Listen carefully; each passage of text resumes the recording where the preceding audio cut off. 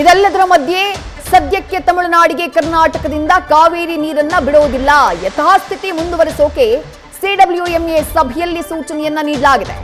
ಮಳೆಯ ಕೊರತೆಯ ಬಗ್ಗೆ ಮೀಟಿಂಗ್ನಲ್ಲಿ ವಿವರಿಸಿದೆ ಕರ್ನಾಟಕ. ಮಳೆನೇ ಬಂದಿಲ್ಲ ಸ್ವಾಮಿ, ಕಾವೇರಿ ಕೊಳ್ಳದಲ್ಲಿ ಡ್ಯಾಂನಲ್ಲಿ ನೀರೇ ಇಲ್ಲ, ನೀರಿಲ್ಲದೆ ಇರುವಂತಹ ಸಂದರ್ಭದಲ್ಲಿ ತಮಿಳುನಾಡಿಗೆ ನೀರು ಹರಿಸಬೇಕು ಅಂದ್ರೆ ಹರಿಸೋದು ಹೆಂಗೆ ಅಂತ ಹೇಳಿ ಕರ್ನಾಟಕ ವಾದವನ್ನ ಮಾಡಿದೆ.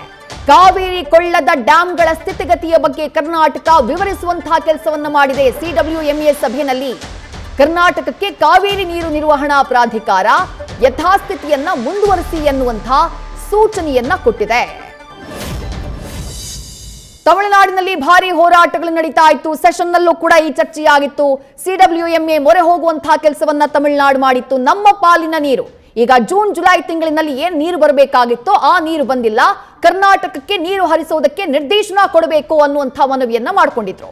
ಆದ್ರೆ ನೀರೇ ಇಲ್ಲ, ಮಳೆನೇ ಬಂದಿಲ್ಲ, ಡ್ಯಾಂಗಳು ಬತ್ತಿ ಹೋಗಿದ್ದಾವೆ, ನೀರೆಲ್ಲಿಂದ ಹರಿಸೋದು ಅನ್ನೋದು ಕರ್ನಾಟಕದ ಪ್ರಶ್ನೆಯಾಗಿತ್ತು. ಅದನ್ನೇ ಸಿಡಬ್ಲ್ಯೂಎಂಎ ಮುಂದೆ ವಿವರಿಸುವಂತಹ ಕೆಲಸವನ್ನ ಕರ್ನಾಟಕ ಮಾಡಿದೆ. ಹಾಗಾಗಿ ಯಥಾಸ್ಥಿತಿಯನ್ನ ಮುಂದುವರಿಸುವಂತೆ ಸಿಡಬ್ಲ್ಯೂಎಂಎ ಆದೇಶವನ್ನ ಕೊಟ್ಟಿದೆ.